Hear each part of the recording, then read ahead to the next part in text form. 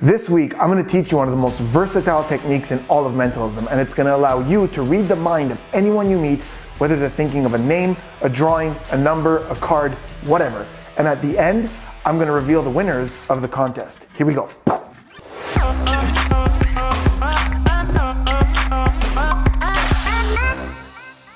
What's going on, guys? Spidey here, and this week I'm going to teach you one of the most versatile mentalism techniques that I know. This is something that's pretty easy to do once you practice it, but it's so deceptive and looks incredible. Now, for those of you who are following the channel who know magic, who have been doing magic for a long time, you're gonna instantly recognize this technique, but I think you're really gonna appreciate the way I use it. Those of you who are not gonna recognize this technique, who are gonna see it for the first time, I promise you this is gonna be one of your favorite things to do because it's just so versatile. You could do so many different things with it. You could do mind reading stuff, you could do stuff with a deck of cards, and we're gonna learn and go through all the different uses for this. Now, before I show you step by step all the amazing things that you can do with this technique, I wanna show you a performance because you know how important that is for me, but I do wanna say something about this performance. Normally in my tutorial videos, the performance footage is from one of my shows.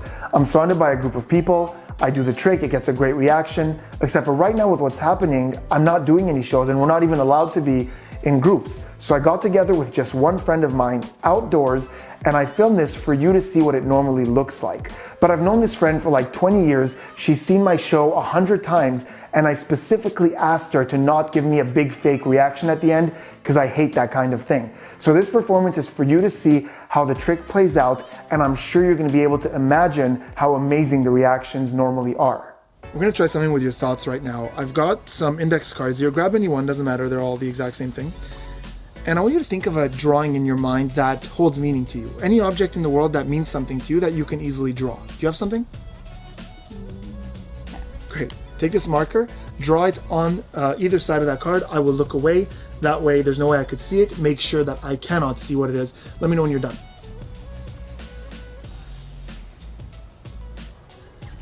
Okay. All right, I'll take the marker first. Make sure I can't see it. And I'm gonna ask you just pop that back wherever you like. It's spot right there. Excellent. Good, right there? Yeah. Take one last look at it. We'll even show the camera. I don't know if the camera could see that. I'll hold it there for you guys to see that at home.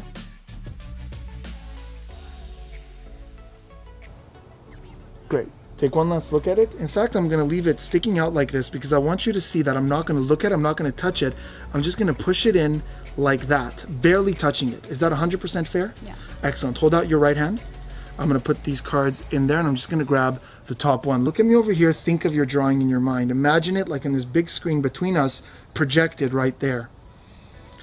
Okay, it's interesting. Some objects have monetary value, some objects have sentimental value. I feel like although this is something that's quite expensive, you're thinking of it more because of the emotional connection you have to it, correct? Or the emotional connection that this represents, I think. This is something, you've had this for a few years now, a couple of years, and it's reminding you of a specific time of your life. Is that correct? Okay, focus on that. I think I have a good idea of what this is. I'm gonna go with that. I think I'm good with this. Hold up your left hand.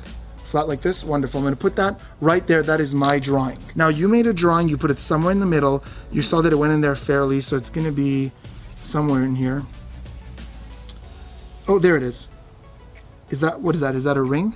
Yeah. Let's show the camera. You guys can see that's a ring, and it's got the diamond on top, and it's even got these lines that are like sparkly.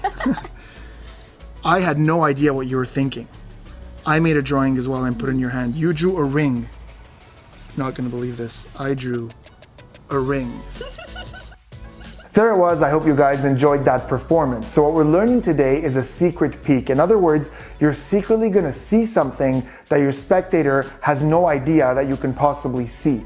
Now this peek is based on a move called the convincing control, invented by Ed Marlowe, who was one of the most famous card magicians who ever lived. It's an amazing control, and we're gonna learn today all the different ways that you could use it and the adjustments I've made to make it easier and to turn it into a peek. In other words, a secret way to look at something. But before we do that, please remember to hit subscribe, turn those notifications on for more amazing tutorials, contests, mentalism, and hypnosis.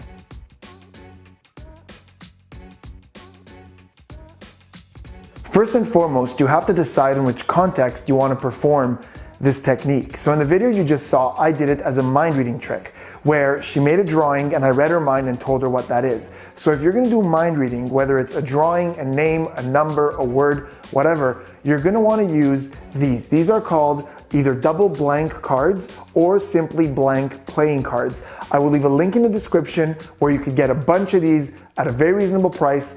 As a mentalist, I swear by these. I use them all the time to have people draw things, write things, and do mentalism pieces, and I just love these. But you can also do this technique with a regular deck of cards because they can just touch a card, you could show it to them, and then you could secretly know what their card is in a very, very deceptive way. So decide if you're using blank cards or normal playing cards. I'm gonna start by showing you the technique with a normal deck of cards because it'll be a lot easier for you to follow and see what's supposed to be where. Then I'll show you how to do it with the blank cards, which I think is so much stronger, and that's the way I always do it when it comes to mind reading. And if you want to do that version, once again, go to the link in the description, get yourself some blank cards, and you could start reading and blowing some minds. Here's what it looks like with the cards. So you're gonna spread through and you're gonna ask them to touch one. Let's say they touch this one over here. You ask them to remember that card as you turn your head away so you can't see anything. So you say, everyone remember that card right there. Now I'm gonna try to do this in frames so you guys could see exactly what it looks like. You bring the cards down, you stick their card out, and they think that that is 100% their card, except for it's not. Their card is already at the bottom because you already switched it. That's the first part of the move. So I'm gonna teach you this first, then I'll show you what you do after you have it at the bottom. So the way I learned the convincing control and the way a lot of magicians do it, I think is a lot harder because in the original, you have to perfectly align two cards like this and you're holding a double card.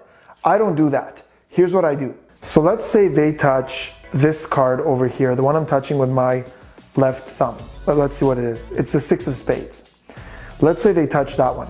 Here's what's happening. Under the spread of cards, my right ring and middle finger are grabbing the card on top of the 6 of spades, like this, and just pushing it slightly until I feel that 6 of spades, and I'm stopping there. So what's happening is they're not aligned, but my middle finger and my ring finger now are pinching the 6 of spades and the card next to it.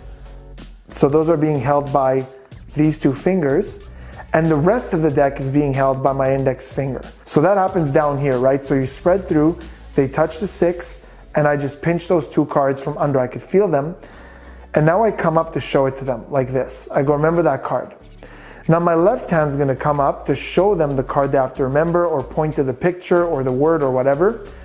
And what's happening secretly is that my left thumb, this, is contacting the back of the second card over, the one on top of the 6.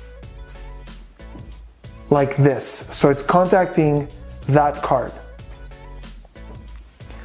And my ring and middle finger are now readjusting a little bit, very subtly, so that they are only touching that front card, the one they chose. So here's what's gonna happen. On the way down from here, it's gonna look like you're just doing this. That's all it's gonna look like. But in fact, your ring and middle finger are now stretched out fully. And on the way down from there to there, all they're gonna do is pull that card back to there. Just like that. So it started off here, and all it's doing, these two fingers are just doing this. Now this card stays in place because my left thumb is holding it there. So I really want you to just get that right. It's just literally this on the way down. Now to them, that looks like that's their card, but it's not. Now you've ended up here. From this point, you're gonna do two things. Here's what you're gonna do.